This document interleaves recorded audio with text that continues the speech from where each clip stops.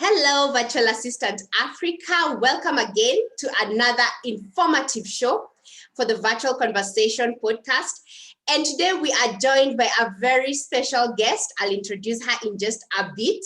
Today's topic is very interesting and very informative. So please grab your pen and your notebook because you're going to learn so much about how to create your portfolio. Yeah. As a virtual assistant, I know you've come across clients asking you to send over your portfolio and you're wondering, what is this all about?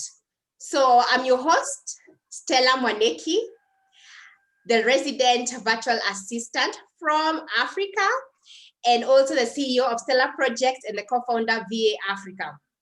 So our main objective is to give you a lot of information that can help you in your VA journey from start to end and handhold you along the process. So feel free to ask questions and comment in the video as well, so that you can be able to just address the concerns that you have regarding the area that we are going to be talking about today, and also tag along your business bestie, because our whole objective is to reduce the levels of unemployment in Africa and create job opportunities for us VAs, right? And also be able to offer excellent services to our clients. So my special guest, Jolleen, is the founder of Runnovate, and she'll be telling us a little bit more about who she is. So Jolleen, take it away. Hi, Stella. Thank you so much for the warm introduction. My name is Jolleen, and I am the founder of Runnovate. And at Runnovate, we have both virtual assistants training, and we also connect entrepreneurs with virtual assistants. I am excited to be here today to share more information about just what you need to do when you're creating your portfolio, and just give more information, because we've been helping a lot of the virtual assistants who go through our training to create their portfolios, which they share with clients. So I'm happy to be here, and I look forward to sharing information, and hopefully people will find it useful. We are excited to have you. And as you know, virtual assistant, she's an expert. She has been advising VAs and also doing trainings to VAs on how best to capture portfolios. And also she has been looking through portfolios and sieving them through and seeing what works and what doesn't. But to start us off, Jolleen, what exactly is a portfolio? What is this that we're talking about really? Yeah, that's a good question, and also a good way to start this conversation by just defining what a portfolio is. So a portfolio, basically, it's a document that contains your work and sort of just explains who you are and what you're able to do for a client. So you've probably seen when a client is looking for a virtual assistant, they'll tell you, please attach your portfolio with your application, so that they get to see a bit of your work and know more about you. And if they like what they see, that's when they'll invite you for an interview. So it's like the billboard that advertises your skills and sort of just gets to let the clients know more about you, and also shows samples of your work, so that the clients can know if you're a right fit for what they're looking for. So when you think about the portfolio, it's the first thing that you'll use to advertise yourself and advertise your services. Ah, awesome. And I'm wondering, is a portfolio the same as having a website or a CV? Are the three different? Yeah, so they're sort of similar in terms of their purpose, which is to showcase your work, showcase your services, your pricing, and things like that. But when you're starting, most of the virtual assistants don't have websites. And I totally, I don't recommend you start with a website and spend a lot of money trying to create a website and paying for hosting and the domain name. Instead, just start with creating your own portfolio that you'll use as a website. So for example, Canva can let you publish your portfolio as a website. So it sort of like looks like a website where you showcase your work. So a CV, for most CVs, they don't have samples of your work. The main point of the portfolio is for you to also showcase samples of your work. work. So for example, if you are a graphic designer, you'll be able to put some of your graphics there. So it's longer than a CV or a resume because it tries to show the client, you know, these are samples of my work in addition to just stating what you actually do. So I know for a lot of CVs, you just state, this is my work experience, this is my educational experience and things like that. But the portfolio goes deeper and you actually, you know, put samples of your work over there so that people can get a feel of what you're able to do. So, but then later on, when you become more established as a virtual assistant, you can go ahead and create your website and use your website as your portfolio, because now you'll be able to put the samples of your work on your website. And sometimes you can also just have both, because some applications need you to upload the PDF of your portfolio, and some will also ask for your website if you have one. So it doesn't hurt to have both, but I always advise virtual assistants to just start with a portfolio that you can easily send when you're applying for jobs. Awesome, awesome gems, VAs. I hope you're taking some notes. Give me a thumbs up if you are enjoying this. And you know, sometimes we are fresh graduates, or you're just a newbie starting out, and you really just don't have any work experience, and you're probably just a fresh graduate. So how do you go about creating a portfolio?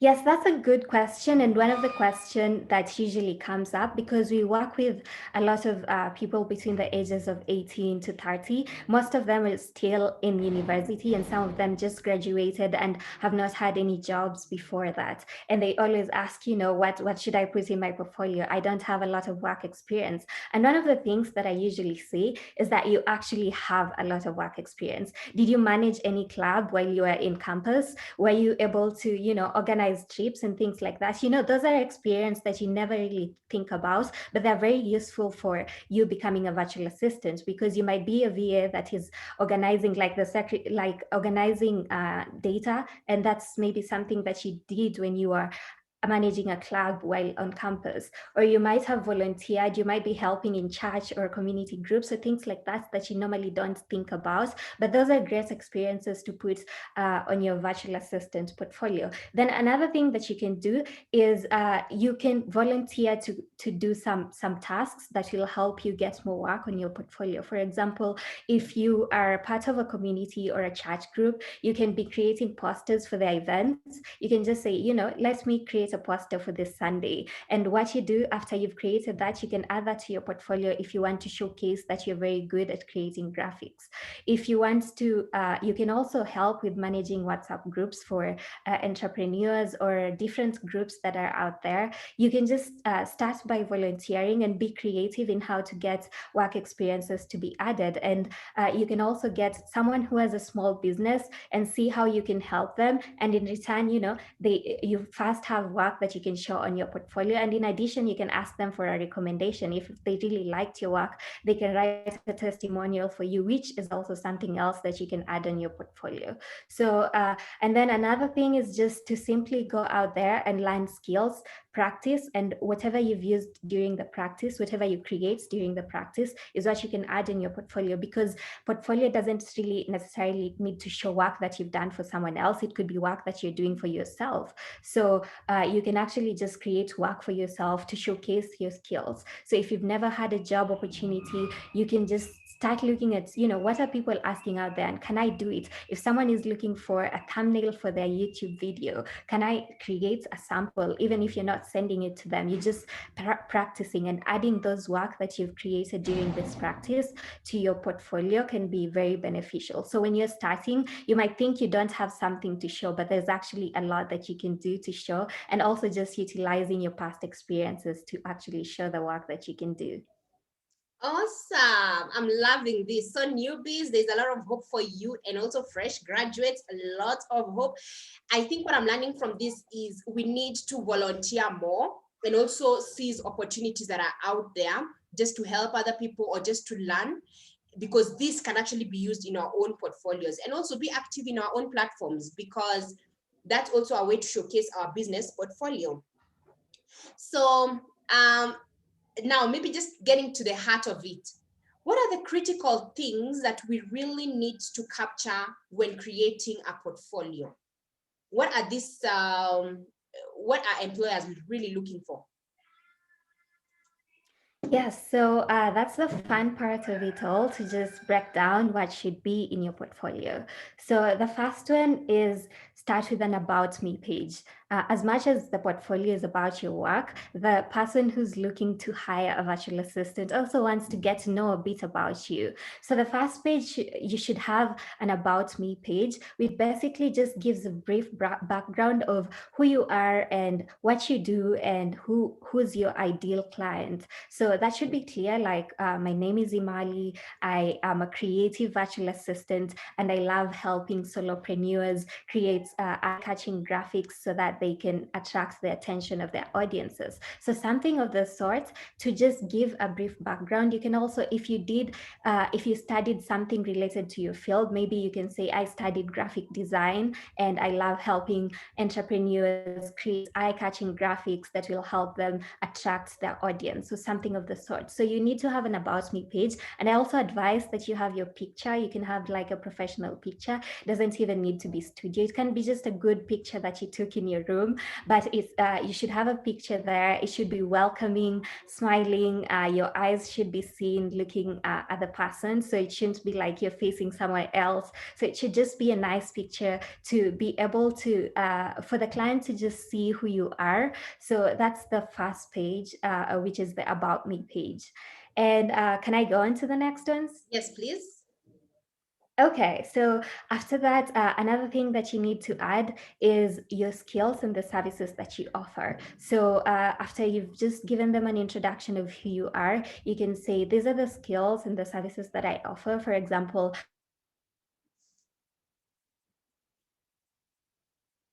Hi, Jolene.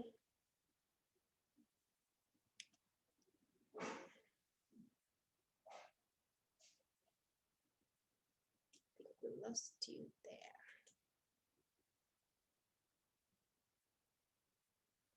Hello.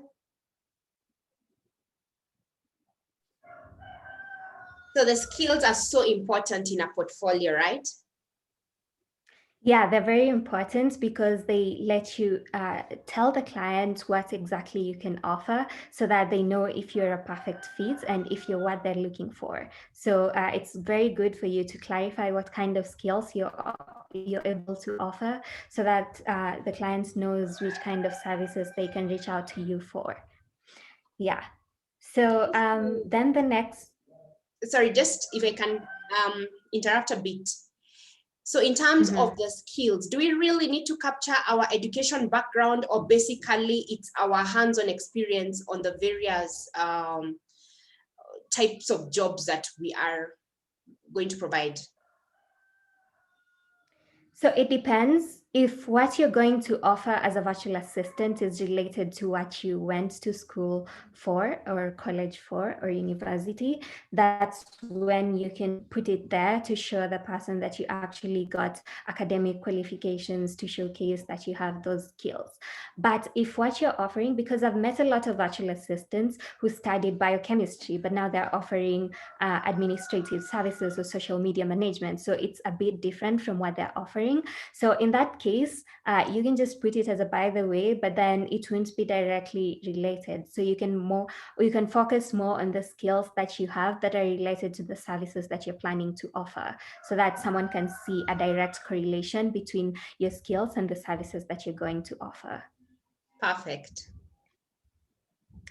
Yeah, so then next, what you can do is also add your work experience if you've had some, especially if they're related to what you're going to offer. So if you've managed a social media platform before and you want to be a social media manager, VA, you can add that work experience and show, I managed this account for a business and I was able to increase the following from 100 people to 350. When someone sees that, they're like, oh, wow, that's really great. Or I managed to post consistently the client used to post once a week, and I managed to be able to be posting and engaging 5 times a week. So you need to show, this is the work experience that I've had in the past, and this is sort of the impact that I was able to make in these work positions that I had in the past. So that's something that you can add under work experience. And then another thing that you can also add on your portfolio is the tools that you're good at using. So this is a good to add. It's not necessary, but it's also good if you want to showcase that you are able to use different tools. So for example, if you're a creative VA, can you use Adobe Creative Cloud? Can you use Canva? Can you use all these graphic design platforms? Because you might get a client who will be impressed by that because you're able to use a variety of tools to create these graphics. And if you are maybe a project management VA, you can talk about some of the tools that you've used, such as ClickUp, Trello, Asana, just to show the client. If the client is using that at their workplace, they'll be like, oh yeah, I use that. So it will be easy to integrate you to my team because you already know how to use such platforms. So adding just a section of tools, if you know how to use different tools and you think they'll be to your advantage, you can put them there. So, and then the next thing, which is the best part, my favorite part, is to actually put the work samples, because the whole point is to give the clients an overview of some of your work so that they can see how good you are, and so that they can use that to determine if you'd be the best candidate for the type of job that they're seeking to hire. So it's usually easy for people who do graphics, because they can simply just take their graphics and add it to their portfolio to showcase their work. But I've seen even people who are doing social media management, they can sort of show how they arrange the IG grid, the Instagram grid, and they can show the different ways of arranging Instagram grid. They can also showcase screenshots of before and after, before they started managing the social media platform of a client, and after, especially if you got very good results from managing someone's social media platform. You can just see before this person had this number of followers or this number of interactions, and after, look at these analytics, look at how we are able to engage with our audience, look at the number of posts that you are doing. So that's where you showcase how good you are, put your best work there, put all the work that you think will increase your chances of getting hired, because that's when someone will see, oh, this person is not just talking about things. We can actually see what they're doing. I've also seen people who are very creative with this part of showing work samples, especially for virtual assistants who are doing work that's hard to show. For example, admin who organize files, and I've seen them adding a link to Loom video. Loom can be easily used to record your screen, and they record their screen showing, when I have this work, this is how I would organize files, online files. This is how I would organize Google Drive files for my clients. And they just use a sample of how they would organize their own drive and how their drive is just organized. And when someone sees such work, they'll be impressed, because they're like, okay, so this is what I'm getting, because the whole portfolio is to market yourself, market your services. So that's usually my favorite part, showing your work samples, actually showing what you do. Then other things that you can add testimonials from clients.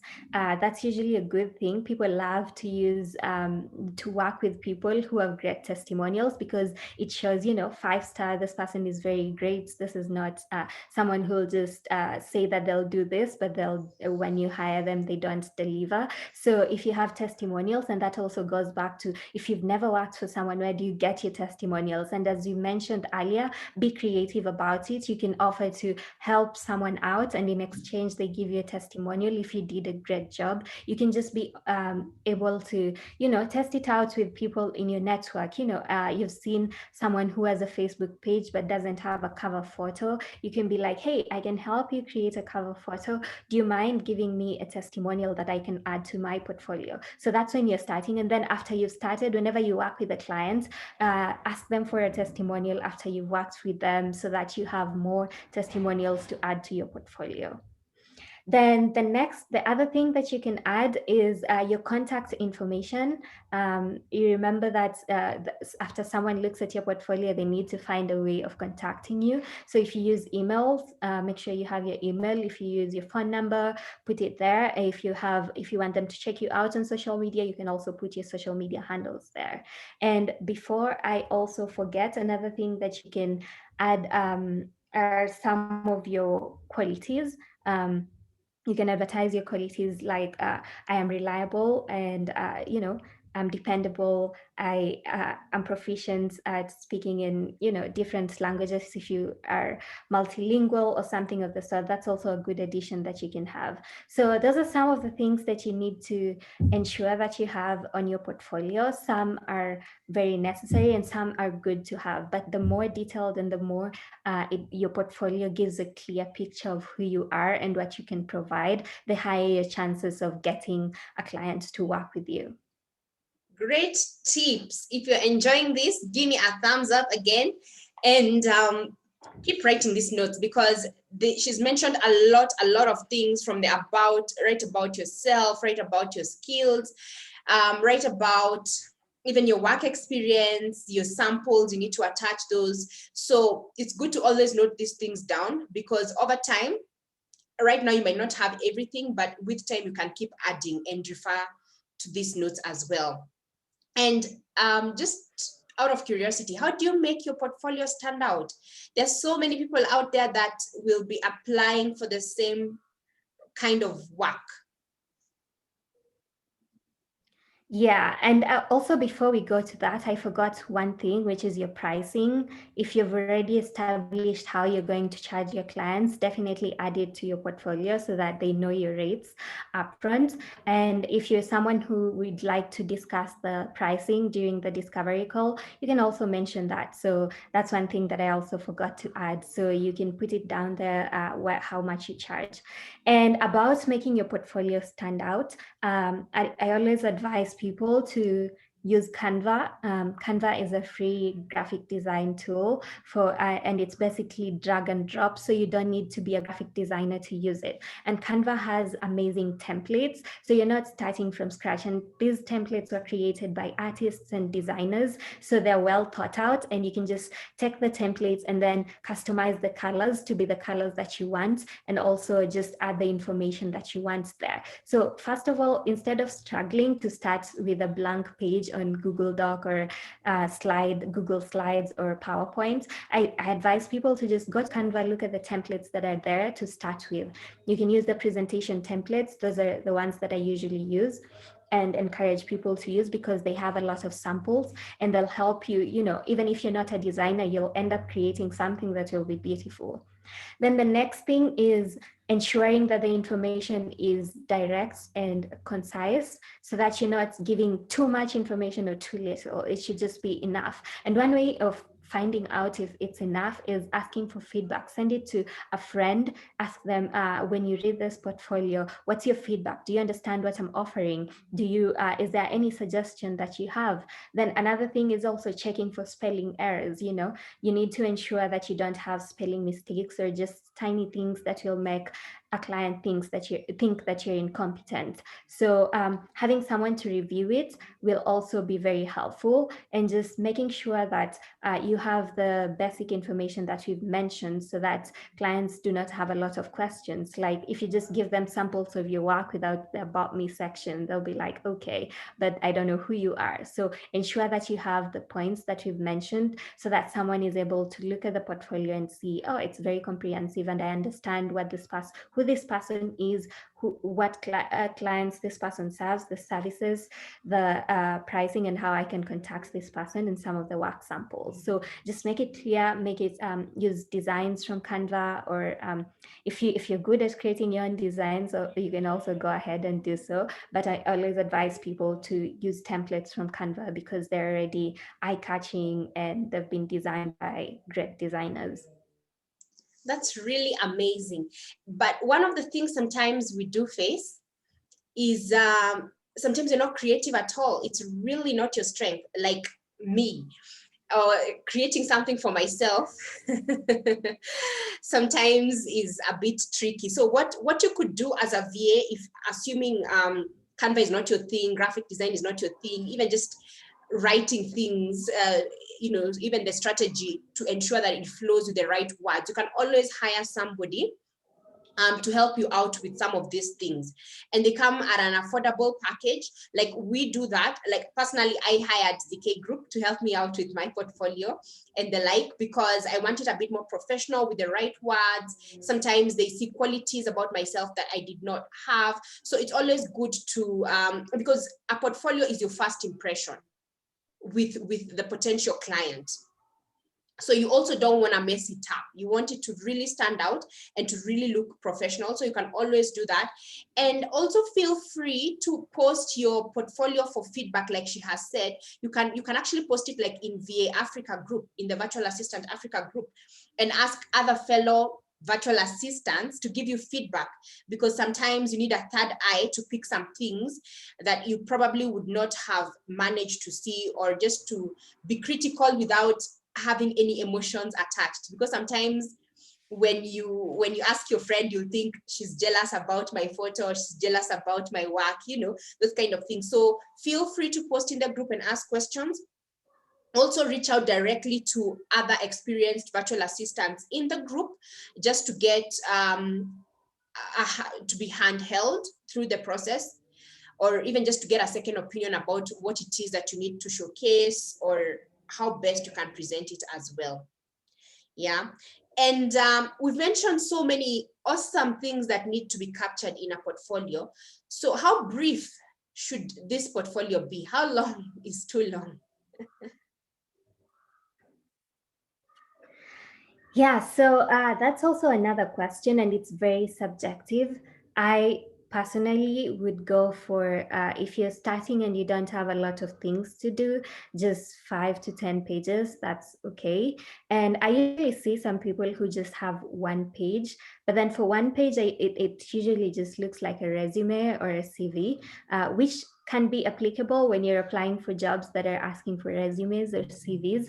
But for a portfolio, I'd like to, have that page with work samples. So I'd say for most of the virtual assistants that we have, they usually start with 5 to 7 pages around there. And then the more they do work, the more they have work samples, the more they increase the number of tools that they can use, and the more they add the pages. So roughly between 10 to 15 as they increase their services and increase their experience. But when starting, it could be just like the 5 page with the about me section, services, work samples, pricing, and contact information. So you can just start with the basics, and then as you move on, you keep on adding, but then don't make it to be like 30 to 50 pages, because also you need to remember that the client doesn't have enough time to like browse through so many pages. Another thing that you do, maybe you're offering a lot of services and you want to showcase all those services, what I advise you to do is to create multiple portfolios for different things. So the basic information, your contact information, work experience, and about me section might be the same.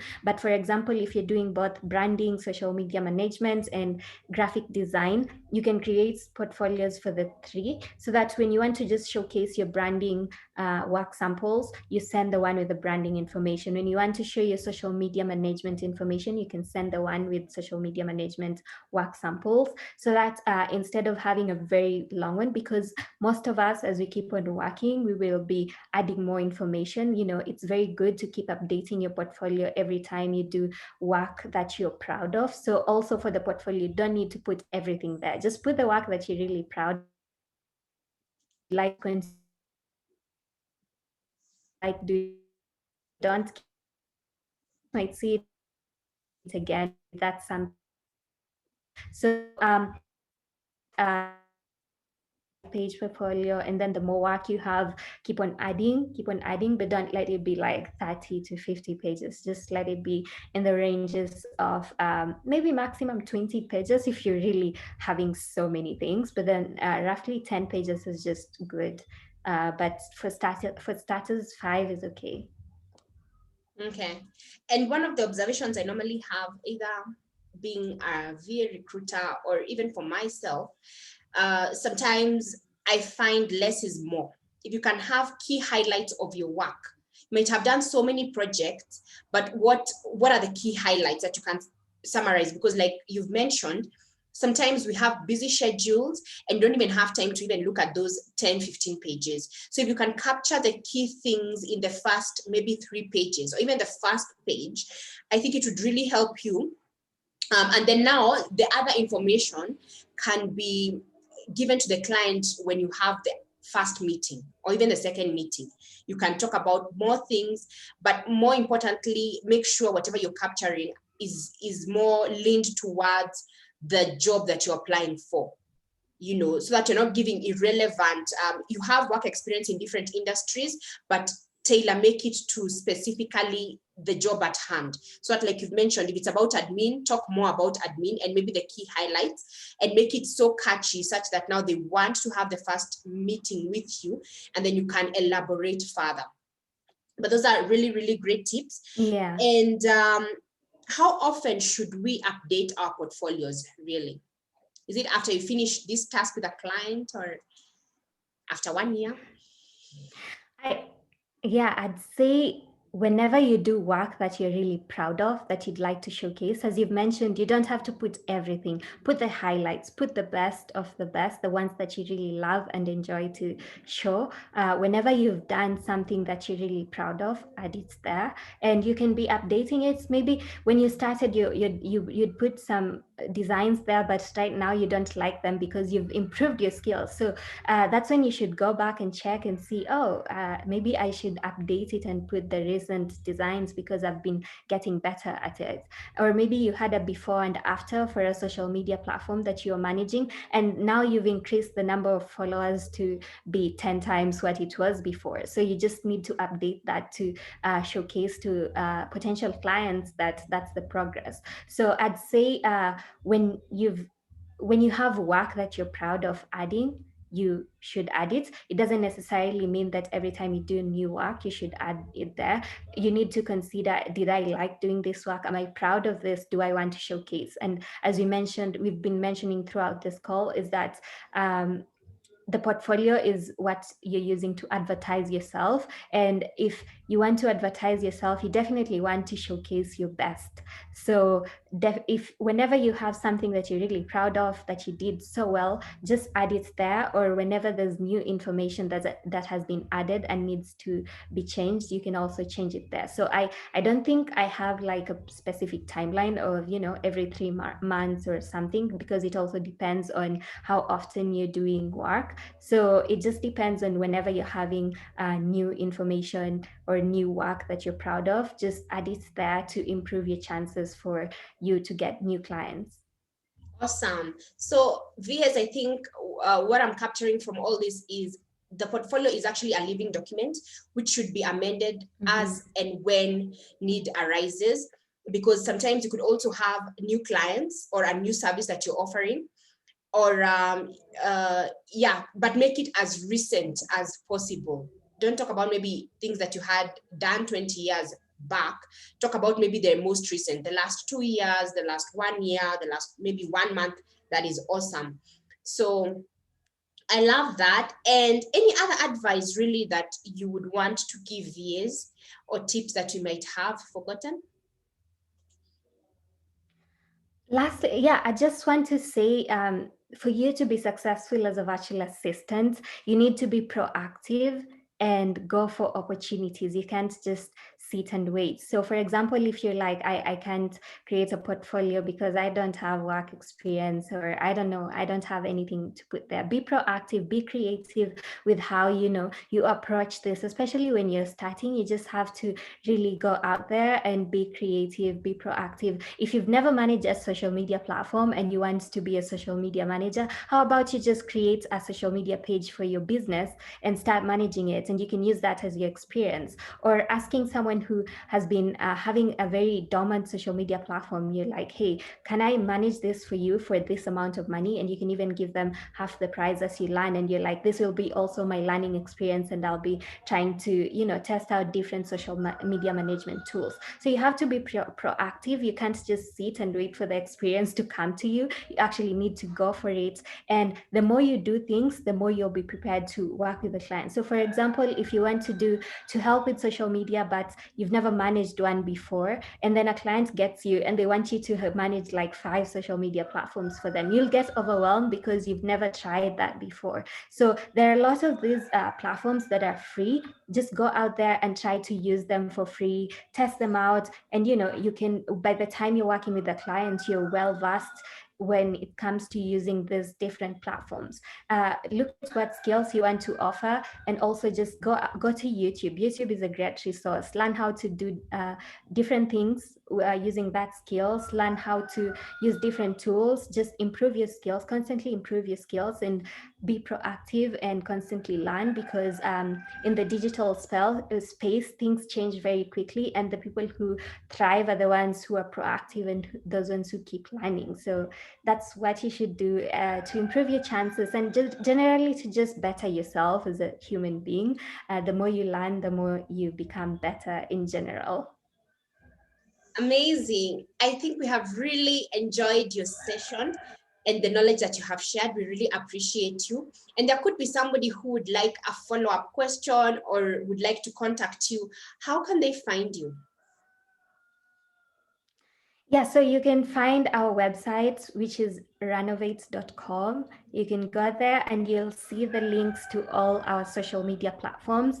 And we are on Instagram, Twitter, everywhere as Runnovate. And we also have a sister account, Runnovate_VA. But when you go to our website, you'll be able to see the links to all our social media platforms. And Runnovate is RUNNOVATE.